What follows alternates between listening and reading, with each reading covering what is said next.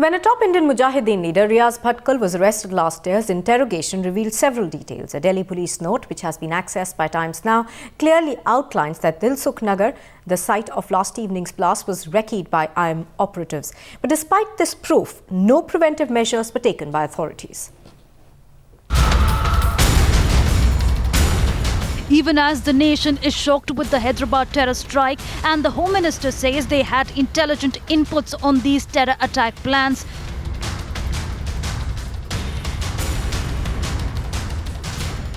Times Now has the details of Delhi police probe report of how crucial information was overlooked which could have prevented this attack.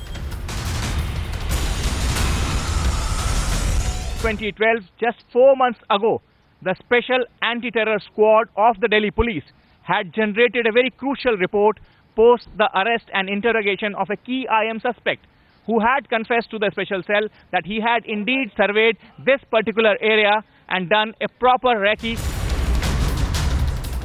In fact, Indian Mujahideen leader Riaz Bhatkal gave instructions for this recce, and these terrorists recce'd the area on a motorcycle in 2012.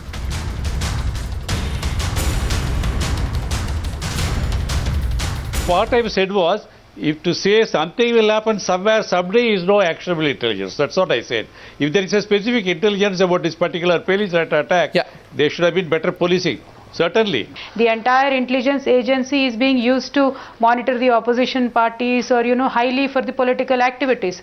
I think the intelligence agency is not actually doing what it is meant to be, even at the state level or at the central level. Despite this report filed by Delhi police after interrogation of IM operative Maqbool arrested in Pune blast case, the Home Ministry made this shocking statement. तरह का blast हो सकता है, कहीं भी हो सकता है, ऐसा information हमारे पास. The question now is, if the centre claims that it informed the state, why did they not act on the input that Indian Mujahideen was planning to strike this area?